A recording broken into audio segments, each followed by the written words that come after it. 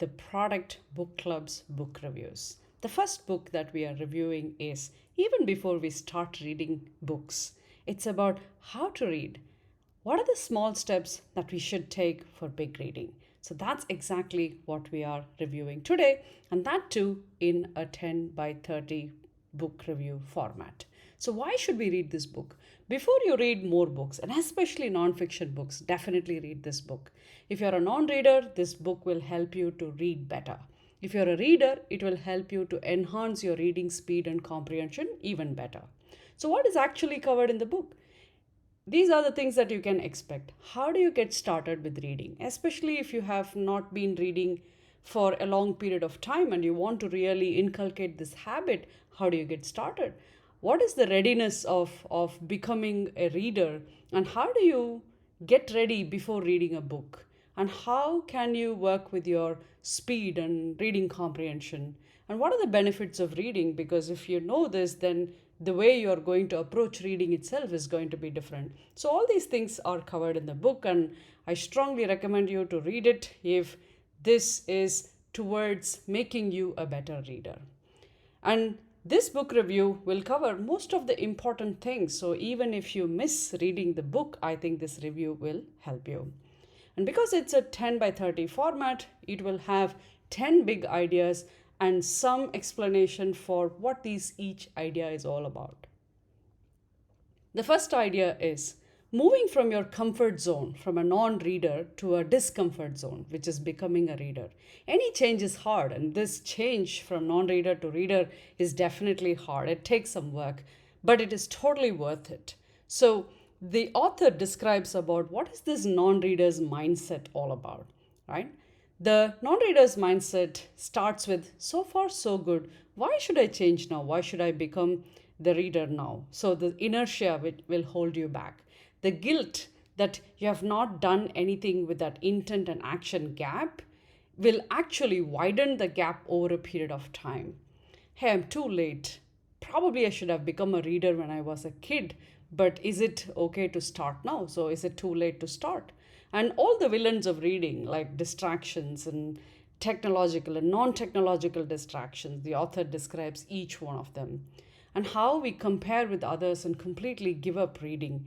There is so many social media reviews about books that are coming, and these are the 20 books I read, and things like that. So you start wondering, oh my God, I am so behind, so why bother? So staying in the comfort zone is kind of the non reader's mindset. The author gives you some tips on how to move from a non-reader to a reader. So there are some tips and techniques that are shared. The first one is JF10, which is just for 10 minutes. You're not reading for an hour or two, but just 10 minutes, and that's a great start. And trying to have a book for reading at hand, it kind of drives you to find the task completed. So if you have a task at hand, our brain cannot rest. So it will make you complete it. And especially if you need to deliver a review or something, then definitely you're going to read it. And ability to set a goal and work backwards, because when there is a goal, our brain is kind of driving us towards the goal so that we can work backwards. These are all ways in which you can hack your brain. And understanding that every vortex that you are spending every day, the awake moment, is an opportunity to read. So, what if I didn't watch this Netflix series, but I was reading a book? So, these are things that you can keep remembering so that your awareness pushes you to read better. What are the benefits of reading, and what does this reader's high mean? Like, kind of finishing lot of information and processing and intellectually kind of getting that high. So these are some of the techniques described in detail in the book, where you can go ahead and look into how to move from a non-reader to a reader, comfort zone to a discomfort zone. The big idea number 2 is how our beliefs and notions and myths around reading holds us back from reading.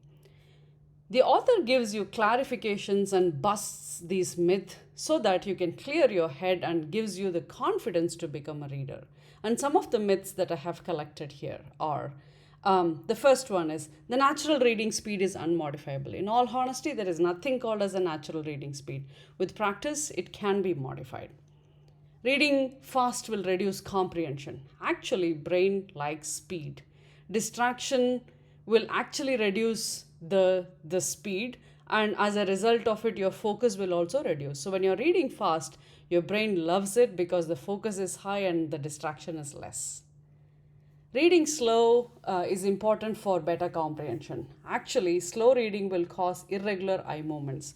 What they are talking about, fixations and saccades, these movements actually distract the brain.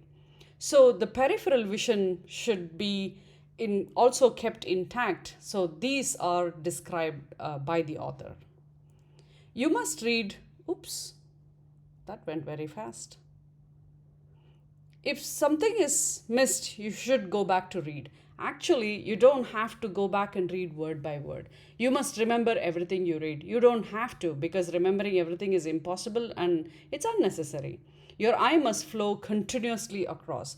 Actually, your eyes move in a jerky fashion. They work in terms of saccades and fixations. This is described in detail in the book, but in all honesty, you don't have to push your if you have a myth that it has to flow continuously, it doesn't, because the muscle doesn't work like that. You must read aloud to read better. In all honesty, no other organ other than the eye and the brain should be used for reading. So these are all different aspects the author is talking about. Your thoughts make you, and changing your thoughts will change you. So the author talks about how your thoughts will give rise to good habits. So your thoughts will make the belief patterns, and the beliefs will give you action. The action will give you the habit. So by changing the thought, you are changing the habit. In case you have a habit of not reading, you become a reader. So because you have a thought of a reader. So these are different things that you can start doing. Your low self-esteem and self-confidence, this gives a negative perception about us. And especially when there is negative perception, we heavily rely on somebody else's perception about us. But we can choose our perception and move from the negative to the positive zone. And the author pushes us to value your abilities more, because when your abilities are higher, then your expectation will naturally make you rise to your abilities. So it's like catching up to the expectation. So you set higher bar and definitely you will meet them. The big idea number 3 is understanding the mechanics of reading. How does reading work? And what happens when we are reading? What happens in the body when we are actually reading? So the author heavily talks about how only eyes and the brain are needed. Eyes for reading, brain for understanding, and that's about it. All other organs like lips, tongue, jaws, ears, hands, all of this will actually slow the reading down. And he also shows what happens in the brain when we use too many organs, and what happens in the brain when we just use the eyes. So you can see the amount of noise, it is just getting reduced when we are just using our eyes. The author talks about what is a fixation. That's the capturing of a word. Imagine your eye like a camera. It's kind of taking a picture of the word and sending to the brain. So if it takes more pictures and sends to the brain is going to process. The gap between the words, like when the eye is jumping between the word, that's what is a saccade. So the way we read is through fixations and saccades. So reading speed is all about not moving your eye faster, but actually capturing more words. So if we go one by one word, then we are capturing one word in one fixation. Imagine if you are able to capture like 4 words in a fixation. That's what increases your reading speed. The big idea number 4 is without a purpose, please don't read. Because if we read and there is no purpose, then we are going to be distracted. And when we don't have a question, then the brain is not ready for the reading. So it's important that we use our hack our brain in many ways to start seeking answers by reading. So here are some ways in which you can go ahead and read better. If without a purpose, if you start, then we don't know from where we are going where. This is what happens in the school. They just said read a textbook, but why? And that's an important question. When you know your point A, when you know your point B, and the way you're going and the questions in between, this is what makes your reading journey a very interesting one. The big idea number 5 is how to be familiar with the book even before you start the book. It's like a journey. So, familiarity, if you know the place, then you're going to be less stressful. And enhancing the familiarity about the terrain, even before you start the journey, is important. And how do we do that? You can do that by looking at the cover, the back of the book. You can read the preface, you can look at the table of contents, go through the index.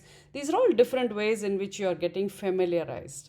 And having a good vocabulary also increases your familiarity, confidence, and the words are used again and again. So, the repeated exposure, your ability to process these words are also going to be much faster.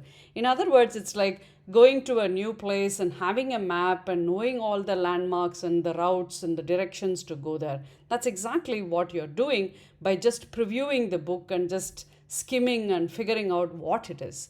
Even before you really read, just do all of this so that you're ready with the book. And your practice is going to increase your potential, your performance, and your exposure over a period of time. So, if you kind of look at it, our brain works with these 4 stages. We start with unconscious incompetence, and then it becomes a conscious incompetence, and then unconscious competence and conscious competence. Imagine you're riding a cycle. The author describes that as an example, where he says, there's an unconscious incompetence. I see my brother riding a bicycle. I do not know that I do not know how to ride. So I'm unconsciously feeling that, okay, I can actually go ahead and ride it. If he can do it, I can do it. That's an unconscious incompetence. You know for a fact that, okay, I know riding a bicycle is hard, driving a car is hard, and I don't know. So knowing that you don't know, that's conscious incompetence.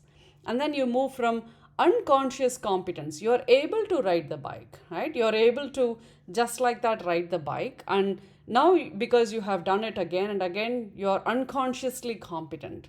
And for a fact, you know that you are a bicycle superstar. You can actually ride with both of your hands free. So that's a conscious competence. So this is how we learn everything. And the author talks about how we move from stage 1 to stage 4.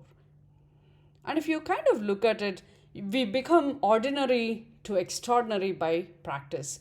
When we are extraordinary and we don't practice, we become rusty and we become ordinary. And that's a very interesting way of looking at it. Reading by yourself and knowing a lot of things, a self-champion is better than being a non-champion. Not knowing anything is not okay. So go ahead and start becoming a self-champion. Replacing these old habits with the new habits is a lot of hard work, but it's totally worth it. And he talks about how practice helps you to unlearn and learn better things. The big idea number 6 is the human brain is capable of processing at least 500 plus words per minute. So when your reading speed is lower than that, then the brain gets distracted, it kind of fills itself and it kind of goes and looks for other interesting things. So your speech, talk, self-talk, kind of reading loud inside, all of this will reduce your reading speed and affects your comprehension. So make sure that such things don't happen. Big idea number 7 is different horses need different courses. Means there are different books, and they all might be, there could be a classic book, there could be a how-to book, there could be a book filled with concepts. So you need to understand what kind of a horse so that you can choose the course. For example, you're not going to drink a hot coffee and the cold coffee the same way. So you can adjust your reading flexibility based on the familiarity if you're from that subject area, and based on your exposure, comprehension, your reading flexibility kind of adjusts. If you don't know if it is something new, then try and take a little more time so that your flexibility enhances. And these are some of the ideas that the author talks about. The big idea number 8 is the brain wants to process information faster. It's working in a blazing speed.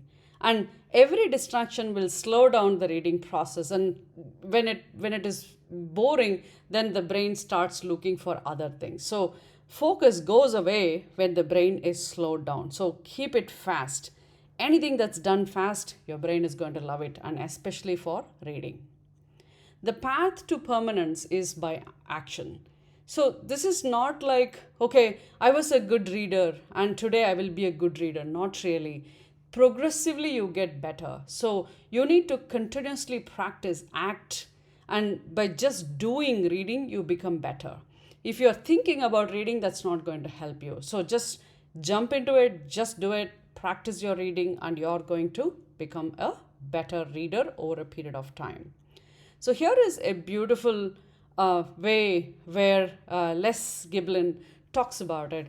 You comprehend, or you get 10% when you read. You get 20% when you hear.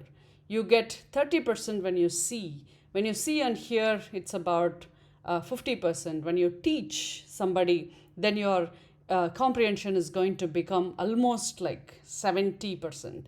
And when you do experientially, that is when it becomes 90%. So, book reading is one part, book living is a whole new thing. Teaching is learning on steroids and a very good shortcut to mastery. You get a teacher's high because we do more of what makes us feel good. If somebody comes and tells you, I really understood this because of the way you explained, that kind of gives you a dopamine and you kind of feel better. So the teacher's high keeps you going. So if you're reading, when you're reading in a group and you're teaching somebody else in your office and things like that, then naturally your reading is going to be better. Just reading is not going to be so helpful. Big idea number 10 is you need to set your environment in such a way that your reading probability increases. How do you set this environment? For example, you can keep all the material around. Don't search for things like notebooks and stationery and pen and books and Kindle and whatnot. When you keep all of it around, then you're not distracted. Have a good light source. If you're in the day, then adjust the light source accordingly. In the night, make sure that it is not so bright, it is not too dim, and things like that. Make sure your eye print distance is about 50 centimeters so that your ability to read that angle is going to help you. Your posture, having a straight back and sitting comfortably and kind of leaning in to read is a good posture. So lying down and reading, all of this do not enhance your reading comprehension to a very large extent, unless until it's a storybook, it's a different story.